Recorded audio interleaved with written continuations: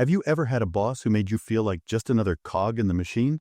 Someone who only noticed your mistakes, never your efforts, and left you wondering, does anything I do even matter? Now flip that. Have you ever worked with a leader who looked you in the eye and said, I see what you're doing, I appreciate it.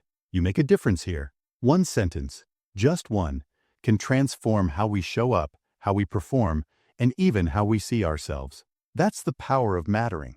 In today's world, where employee burnout, quiet quitting, and disengagement are rising, mattering isn't just a feel-good leadership buzzword, it's a survival tool for modern workplaces.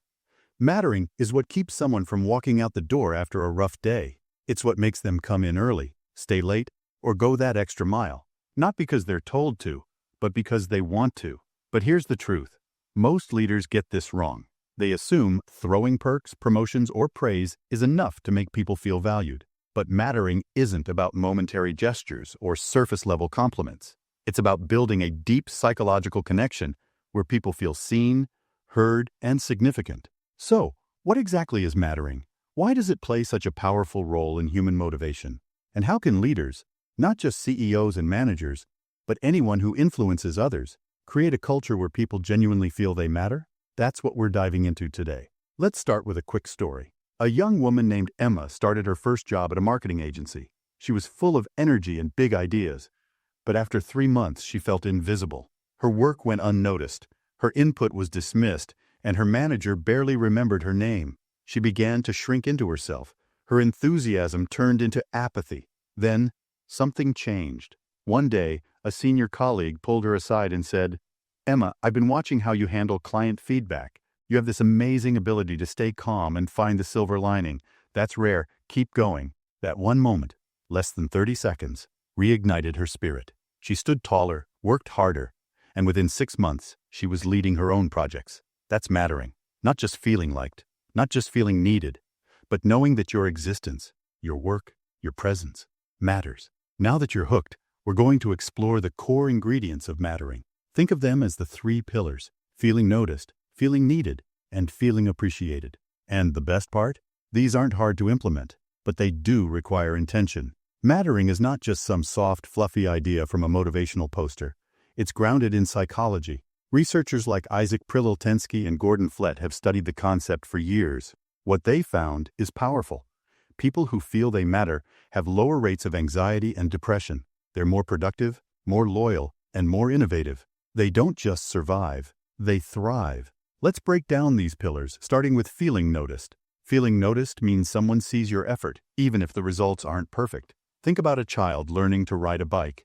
If all you do is scold them when they fall, they'll eventually stop trying. But if you say, I saw how hard you tried to balance before you fell, that was impressive, you light a fire inside them.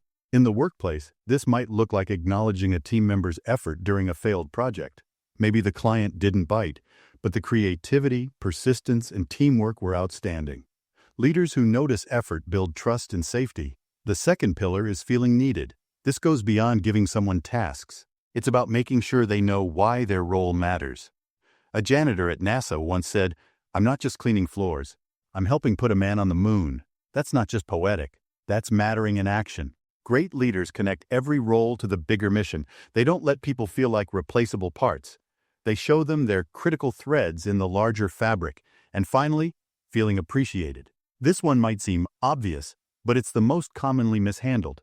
Appreciation isn't just saying good job.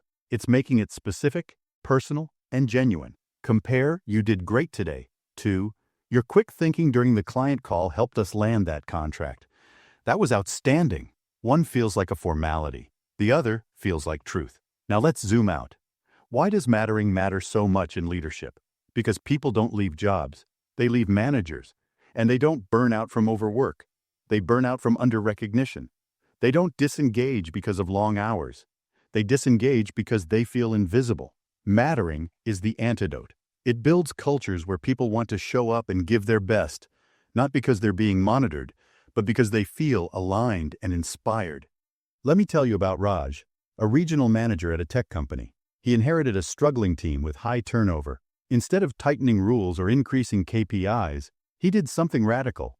He started asking questions. He'd end every one-on-one with, "What's one thing you wish I noticed about your work?" At first, people were cautious. Then someone said, "I wish you noticed how much time I spend helping others with tech issues." Raj replied, "Thank you. I didn't know that. You're a hidden leader here." Word spread fast. The culture began to shift. Within a year, his team had the highest retention rate in the company. That's what happens when leaders lean into the power of mattering. Let's talk strategy now. How can you start building this culture? First, listen generously, not just with your ears, but with your eyes and presence. Second, reflect value. Repeat back what you've heard in ways that validate the speaker. Third, reward effort, not just outcomes. This tells people that process and persistence are seen. Fourth, share the spotlight. Publicly recognize others and let them shine. Fifth, create rituals of recognition. Weekly shoutouts, surprise thank yous, peer nominations, even small things matter. A sticky note, a 5-word Slack message, a voice memo. When sincere, these micro moments can have macro impact. Let's flip the coin now. What kills mattering? Micromanagement, public shaming, credit stealing, inconsistency. When leaders ignore wins and only spotlight mistakes, they build a culture of fear. When they treat employees as machines, employees stop bringing their humanity to work. And when leaders fail to see the people behind the performance, performance eventually suffers. Mattering isn't about coddling, it's about empowering. It says, you are more than what you produce, and because of that, you will produce more. One final story. Lisa ran a bakery. Her staff was diverse: teens, single moms, retirees. Turnover was low, morale was high. One customer asked her, "What's your secret?" She smiled and said, "Easy. I make sure everyone here knows the bakery wouldn't run the same without them." Because it's true. From the dishwasher to the decorator, every person felt they belonged. They weren't just doing tasks.